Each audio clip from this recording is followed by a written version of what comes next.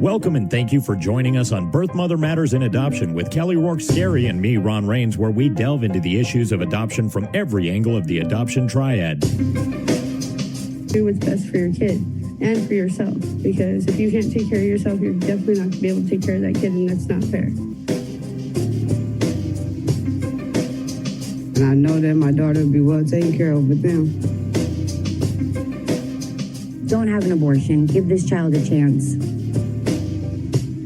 All I could think about was needing to save my son. My name is Kelly Rourke-Scary. I am the Executive Director, President, and co-founder of Building Arizona Families Adoption Agency, the Donna K. Evans Foundation, and creator of the You Before Me campaign. I have a bachelor's degree in family studies and human development and a master's degree in education with an emphasis in school counseling. I was adopted at the age of 3 days, born to a teen birth mother, raised in a closed adoption, and reunited with my birth mother in 2007. I have worked in the adoption field for over 15 years. And I'm Ron Rains. I've worked in radio since 1999. I was the co-host of 2 successful morning shows in Prescott, Arizona. Now I work for my wife, who's an adoption attorney, and I'm able to combine these 2 great passions and share them on this podcast. One question as an adoption worker that I get asked, it's pretty frequent, and we're using these podcasts as a platform to get information out there to educate the society of what all aspects of adoption are like, is does it put pressure on family members? And I would say that, the working adoption community behind the scenes, what we're exposed to, the truth, the myths, and more is really something that we need to dive into, because adoption isn't just a birth mother, a baby, and an adoptive family. It takes a community. And Ron, you know this better than anybody else, because your evenings and weekends and lifestyle is interrupted just as much as our household is. Right, constantly. Constantly. And what's funny is, as we've shared before, not only is, Lisa the attorney for Building Arizona Families, but you're also my brother-in-law. And so when we have a mom that delivers, it's like, everything holds. Right. Yeah, that family gathering, we were going to do the picnic in the park, that all gets put on hold, but everybody understands it because they're all involved. Right. It's true. So as we begin this podcast, I want to emphasize, I'm speaking from my personal experience. I know, Ron, you're speaking from your personal experience, as well as the opinions and stories from adoption colleagues and coworkers that have been shared with me. When I'm hiring a new social worker for the adoption agency, I describe working in the adoption field as the best and worst job you'll ever have. And even calling it a job is really a loose term, because it really becomes a lifestyle, a passion, a mission, an all-consuming force. Mm-hmm. And that doesn't ever stop. And you're laughing because you know how true. Because I'm in this force, right? Exactly. When you work in the adoption world, it's an emotional roller coaster. Time is no longer your own. You do formulate beliefs, and they become rock solid. You become resolute. And not only do you become resolute, but those that you love and care about around you, you want them to adopt the same passion with the velocity that you have. Mm-hmm. You want everybody to get on that bus and be shouting out the windows, because this has become your all. Yeah. This is, another child per se, mm-hmm. is what it is like working in the adoption world. And as the director of the agency and having been adopted, I guess mine's twofold. So, our poor children are just exposed to this times 2. And I have had workers over the last now 16 years that have been in the agency for, 5 years, 6 years. And it sometimes becomes too much. It's more than they can stand, and it's affecting their family members. And then I have my lifers, the ones that have been with us. And I don't think, I could get out the door if I wanted to, because right. This is their whole existence. So in talking about this, I thought it would be really fun to kind of dive into it and help people understand why it is the way that it is. The excitement, the emotional roller coaster, when you're working with a woman who is placing a baby for adoption, even as a trained social worker who has worked with many women, you do get, I don't want to say sucked in, but you do get drawn into her emotions because you care. That's why we're social workers. This is not for the paycheck, obviously. It is because we love what we do and we want to help others. We really want to help. When they're having a hard day and you're getting a text at 9:00 at night, it's not that you can just put your phone away. It's you have to respond, not because the job says you have to, but because you care. Have built a connection and you care and you want to make sure she's okay. An example, last night I was watching a new series with one of my sons, and I was texting a new mom that was coming into our program. Mm-hmm. And actually this week she's coming in, and we were texting back and forth, and my son was saying, this is our date time. Like, do you have to be on the phone? And of course it was really respectful and everything. And I said, I'm so sorry, but I do. Like, this is our lifestyle. And he knew, and it stopped there in terms of the questions, because as much as we want to be everything for everybody, we can't clone ourselves. But the adoption world is in a lot of ways like quicksand. Like, it just kind of sucks you in. Mm-hmm. And once you get in, you're never getting out. Right. Either that, or you've got your 5-year term and I gotta get out. Right. Yeah. So, right. Yeah. Out of curiosity, when you have an employee and, like you were kind of comparing them, you got your 5-year ones and your lifers. What do you think the ratio is? I mean, because obviously, especially when you first get into this field, you're passionate about it and you're all in. But, and it's not to criticize anybody. It is a very taxing lifestyle to continue.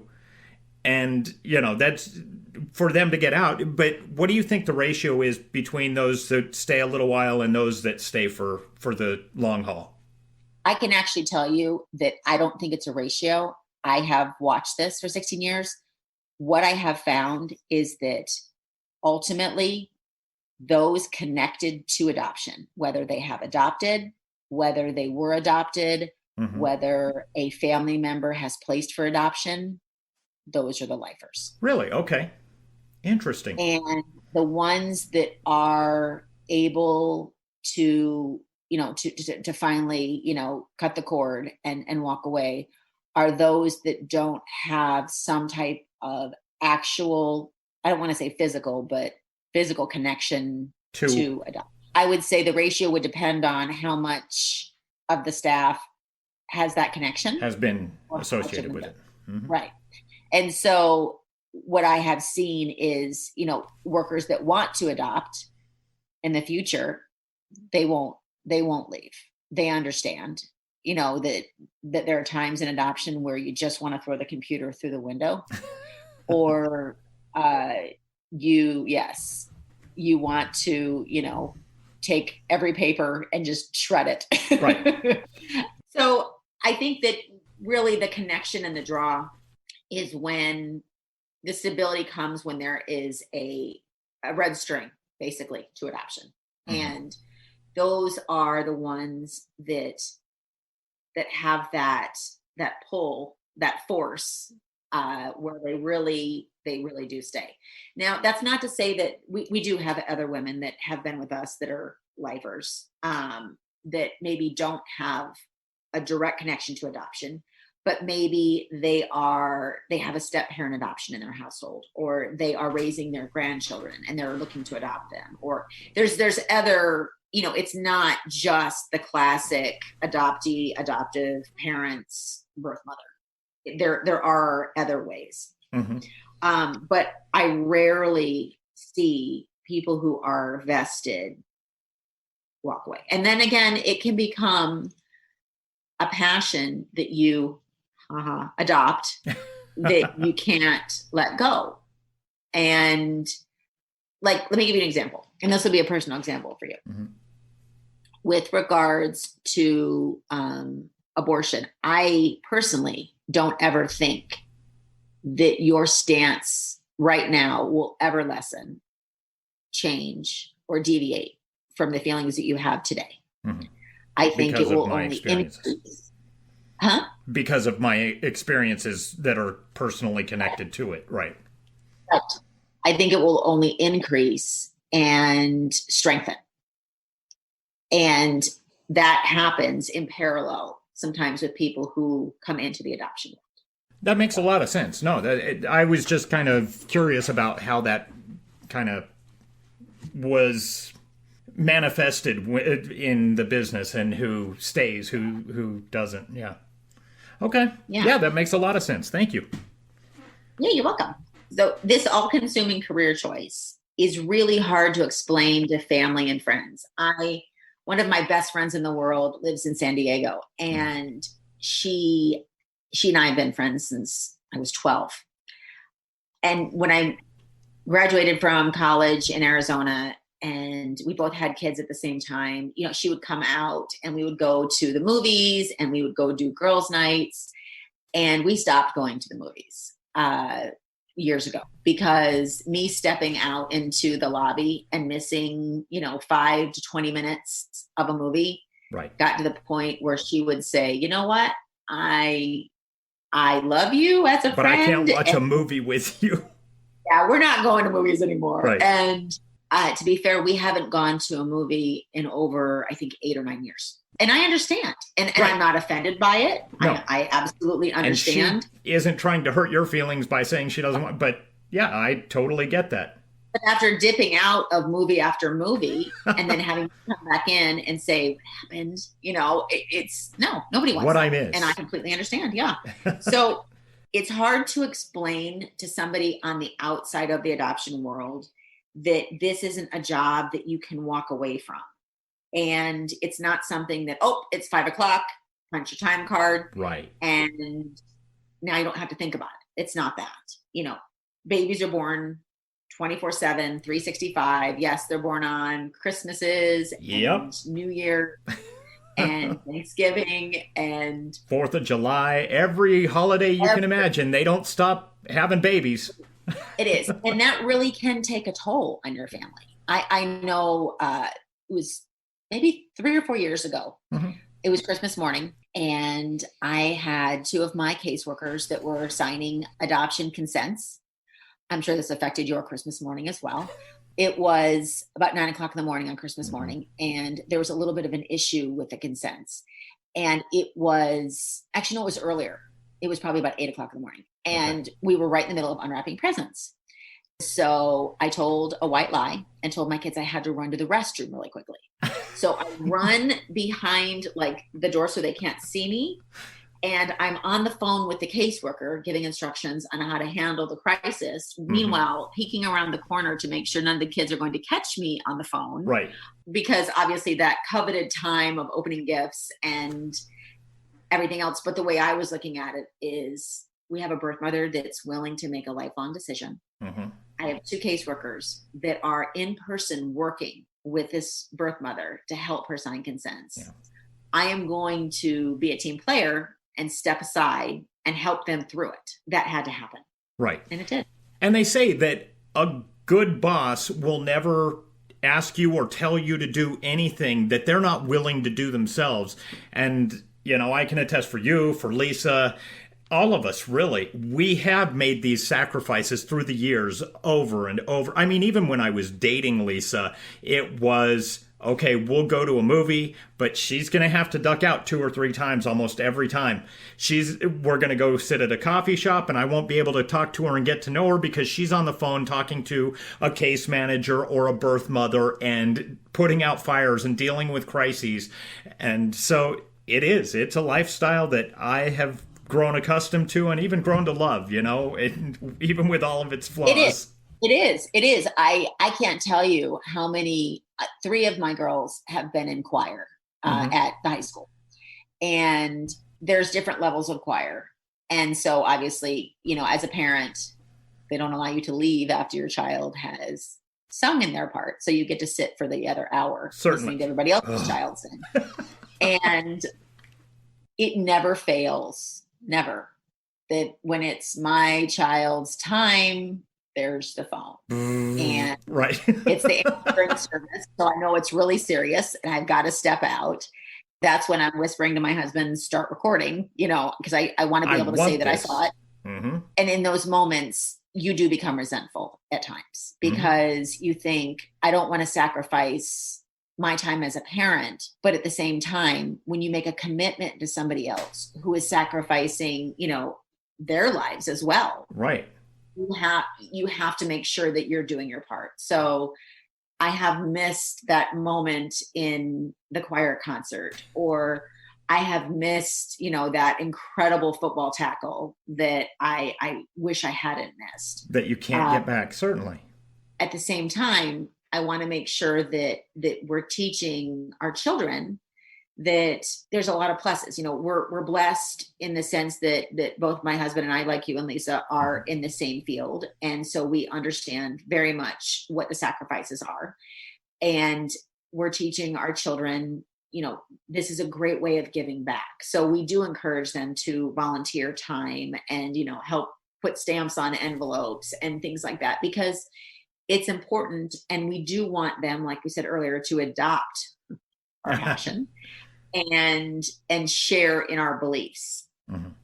And I think it's vital to show a child and a young person what commitment looks like and what that entails. Again, the positives and the negatives of it, but how just blessed you can be for making a commitment and holding to it and doing the right thing. So I think that's impressive that your kids understand that.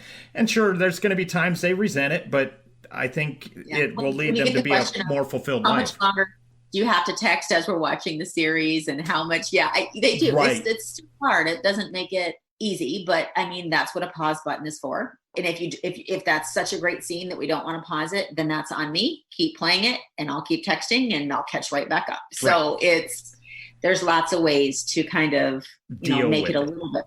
But I thought it would be really fun to have some of our kids come on, and if I can grab a few, and see what, their perception is. And they're not going to be coached. They're not, they have an idea of what it's about, but I'm not pushing a button on a robot. So we're going to get an unvarnished truth from a family member. I like it. I asked one of our kiddos to come in and talk today because I thought it would be fun for our listeners to hear what their perspective is on having two parents that work in the adoption world, as well as one of them having been adopted. So I know that our work in the adoption field spills over into our family life. Yes. And I know that sometimes that's not always positive. Sometimes it is. It depends. So like when we have babies come down, it's not just on you guys, because then we have to like Emma will watch the kid. So it is like we're also involved, and then like we have to keep the house like sanitized and safe, especially like right now because it's a baby house. Okay. It definitely leaks over. It's not just like a regular 9 to 5, because not only you guys work at home, the home is sort of like your second office. Agreed.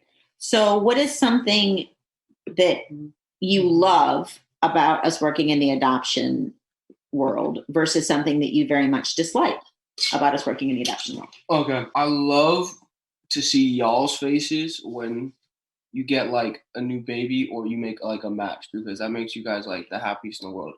I don't like your hours because you could be working till like 8 or like even midnight.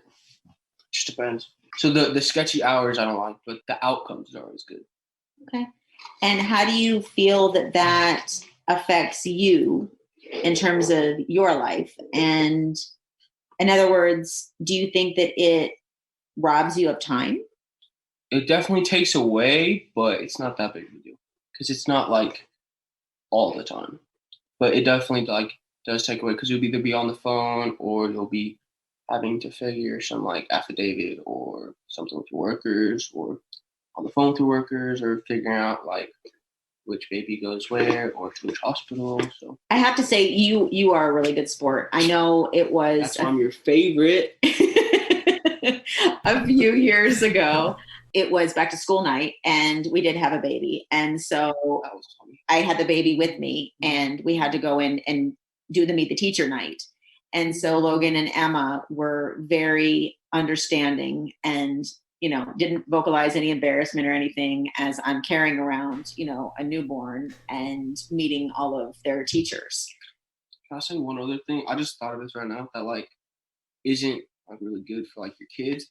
Like since you guys work in such a like in the industry where you see a very bad, We see a lot of drugs and a lot of unplanned pregnancy. Alcohol. Yeah. So like how you guys are honestly like not overbearing, but you're overprotected in a lot of ways because of what you see. And if you're working like in construction or like as a nurse or something, you wouldn't be so. It's like a dentist. Your dentist kids are always going to make their kids brush their teeth. Okay, so you're saying that our work opinions are spilling over into our parenting. Yes, obviously. Okay. Is that positive or negative? Well, it's both. So like obviously it's positive when it counts. So like like you guys don't let us go to parties that much. So like if I was gonna go to a party and you said no and then that party got shot up, it would have been a bad thing. It would have been a good thing, like God did good. But if it didn't, so it's iffy. So you're saying that because we see things in our work like drugs and unplanned pregnancies and rape situations that we're more protective, and that influences our parenting. And so it limits what you're able to do as a teenager. Yes. That we're able to do what we're able to like go experience. Like the high school experience hasn't been like the best, but it hasn't been the worst either. Do you think that the fact that we do deal with so many unplanned pregnancies is a great form of sex education? Yeah. All the stories around the dinner table. Yeah, we don't want to have any unplanned pregnancies while we're under the age of 18, while we cannot financially support any of our surprises. Okay. What do you tell your friends about what we do and how you feel about it? Influence the next generation. You're putting people or putting someone that might not have the best opportunities in a way better place, and they could be the person to cure cancer or create the next big social media app. Like you're changing the generation, you're saving it. How do you think that my personal adoption experience affects the family or the household or our work? Well, I think, especially like your adoption, I think guided you into the field that you're in, as well as like the DKE Foundation. That's helped so many people. So I think that's in at least your work life, that's helped. In your personal life, I don't really know how that's really changed besides like the obvious fact that like we have like 2 sets of grandparents and stuff like that. But I don't think you really let that change who you are as a person. Okay. One thing I know about the adoption industry and people who are in it, at least on our end with me and Lisa, is that almost every family member that you have gets drawn into this business as well. Lisa has had brothers, sisters. My son does quite a bit of work for her. Are you guys, I know you're a little bit younger at the moment, but you're getting to adulthood. And I know that she has you doing some things for the company. What kind of things do you do in the adoption field yourself? You passed out flyers. Oh, yeah, I guess we did. Yes, you did. You take the boss fishing. Yeah, I took mom fishing. Caught her. I boosted morale. There you go. Okay. Now, before you had talked about how it is more difficult being the child of somebody who works in this field, because they do see the darker side, the raw side of life and the hardships that some people's decisions make them go through. And you've said that that's hard because you are a little more restricted than, say, some of your friends. But tell me honestly, do you think in the future, as you become an adult and start building your own life, do you think that will serve you in a positive manner? Well, I think that this is probably not the best philosophy, but I think the best thing, at least for how I work as an individual, like I learn from experience. I don't really learn from people like stories. So I think that in some aspects it would be. I'd rather get burned than someone tell me about getting burned because that becomes more linked in your head. So like in some aspects, I'd like it'd be better for your parents to make you make mistakes as long as they're not going to like destroy your future. So, what career would you like to go into what are you pursuing? I'm going to go into the Navy as either an intelligence specialist or a nuclear engineer, depending on when I get my ASVAB. After that, after I do 8 or 4 years, I will go either get my master's. So if I go into, as a nuclear engineer, I can go to school for free and get my master's in nuclear engineering, because how the Navy does it is you'll get college credits when they teach you. So I can leave my bachelor's after 8 years, then go get my master's. Or if I go into intelligence specialist, then I'm gonna go get my master's or my bachelor's in criminology or psychology, and then go into FBI. Okay, so now both of those avenues, they take a lot of study, they take a lot of dedication, commitment. Now, do you think seeing Kelly and Adam, your father, and their dedication and commitment in their career and how much they have forsaken for the career, do you think that's going to help guide you and give you that structure you need as you get through this aspect of your life? Well, yeah, for a couple of reasons. First of all, they lead by example. We see how successful they've been, not just monetarily or financially, but how happy they've become and how much they've changed other people's lives. So we see that, and we see the work that goes into it, and they lead by example. And not only that, but they to work in a field as adoption, they have a very high mental fortitude. They can get through a lot, and they've passed that on to us. They passed on a really good work ethic. They're someone we can lean on. Like I'm guaranteeing the Navy's not going to be easy, and I'm going to want to call mom, be like, hey mom, like this sucks right now, but I just want to talk to you. I miss you guys. Like, so yeah, no, they're going to be amazing assets for us in the future. I got to say that I've worked with you, like for instance, doing the roofing on a house, and just I've seen you work, and you aren't a slacker. You're somebody who will put in the effort needed to get a job done. And so I think no matter which avenue you take, you're going to be successful. And I think that's a testament to Adam and Kelly and how they've raised you and how they've shown you what hard work gives you and how you have to put yourself forward. So, I've got no doubts on your future. Definitely raised us right. That's for sure. So this is Ava. She is almost 16, and pretty much her whole life, I have worked in the adoption world.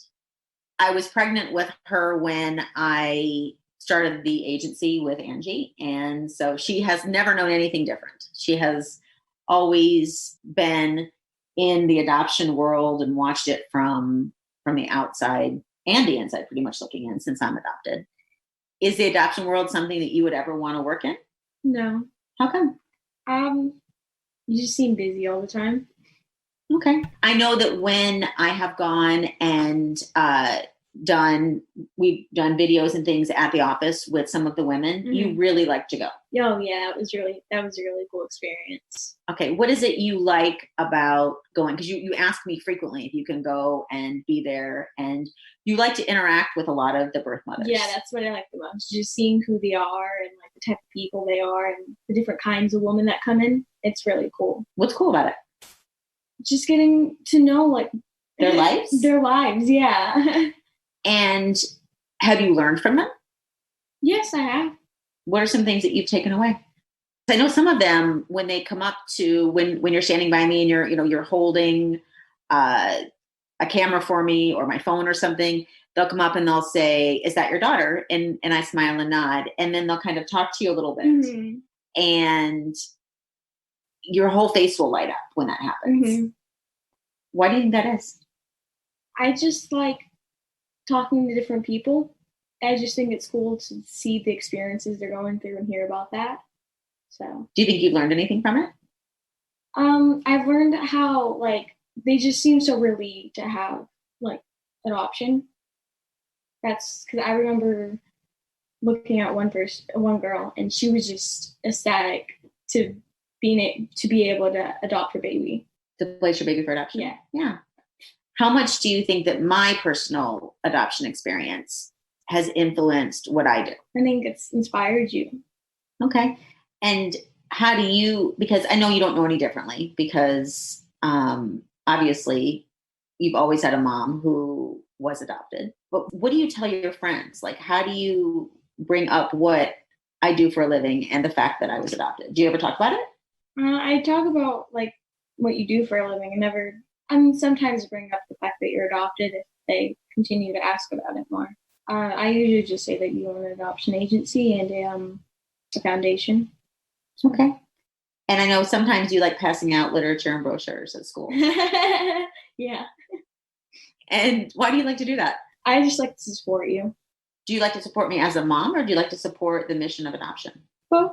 When it comes to your friends, and we talked about this a little bit with Logan also, but do you notice a difference? Obviously, there's certain things that them working in the adoption field is going to be different. I mean, it's a 24-hour-a-day job. You can't count on being able to sit down with mom and dad and watch a movie. It's, here goes the phone again. Mom's got to go. And, Adam's got to go and do something. You can't count on that time all the time. But what other differences do you see in your life due to their career that you see in your friends' lives, for instance? Or you just don't notice that maybe? I don't notice it. Do you think that we're stricter because of what we see? Oh, yeah, you're way stricter. In what ways? She's very cautious about whenever I go out. Mm-hmm. You just get weird about certain things. Okay, that's okay to talk about it. Like what? I don't know. Whenever we're talking with my friends, or whenever I don't know. Again, do you think that because of what we see, drug use and a lot of unplanned pregnancies and rape situations and things like that, do you think that we are more open in terms of how we talk to you about those things? Yeah. Do you think that we are more restrictive because we don't want you to go down the avenues of what we see on a daily basis? Yeah, I do. How does that affect you? It can be a bit much sometimes, but I know you care, so I appreciate it. I think these are probably as realistic teenage answers as anybody could get. Absolutely. Now, do you think that will serve you in the future? Sure, they're restrictive, but do you think that'll help you go, you know what, there's a reason that they were that way? Do you think it's a good thing? Or? Oh, yeah. Okay. I'm just curious because I look at when I was a kid and my mom would say, no, I don't want you going and staying out till 1 o'clock in the morning with your friends. At the time, I was a little resentful, but even back then, in the back of my head, I was like, I know she's right, but of course I didn't like it still. What is the hardest thing that you think as a child of parents that work in the adoption world is? What's the hardest aspect?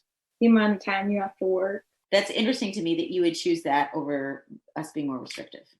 Yeah, I just rather just spend time with you, Yeah. I think I'm going to cry. That was the sweetest thing. That was nice.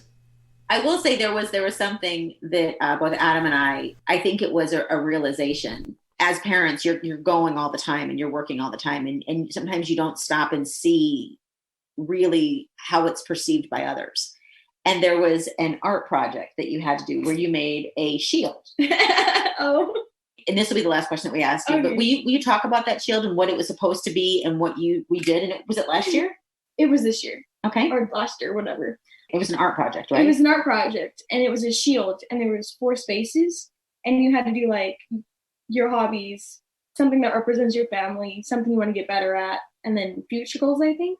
And so for the family, I just did time, and then I did a big phone. So that was, I think that, and she turned obviously this paper into the teacher, and it was one of those moments that you look back on you and you think That's really not what we, would have wanted to be reflected as, but it was real and it was raw. Thank you for joining us on Birth Mother Matters in Adoption. If you're listening and you're dealing with an unplanned pregnancy and want more information about adoption, Building Arizona Families is a local Arizona adoption agency and available 24/7 by phone or text at 623-695-4112. That's 623-695-4112. We can make an immediate appointment with you to get started on creating an Arizona adoption plan or just get you more information. You can also find out more information about Building Arizona Families on their website at azpregnancyhelp.com. Thanks also go out to Grapes for allowing us to use their song I Don't Know as our theme song. Birth Mother Matters in Adoption was written and produced by Kelly Rourke Scary and edited by me. Please rate and review this podcast wherever you're listening to us. We'd really appreciate it. We also now have a website at birthmothermatterspodcast.com. Tune in next time on Birth Mother Matters in Adoption. For Kelly Rourke Scary, I'm Ron Rains.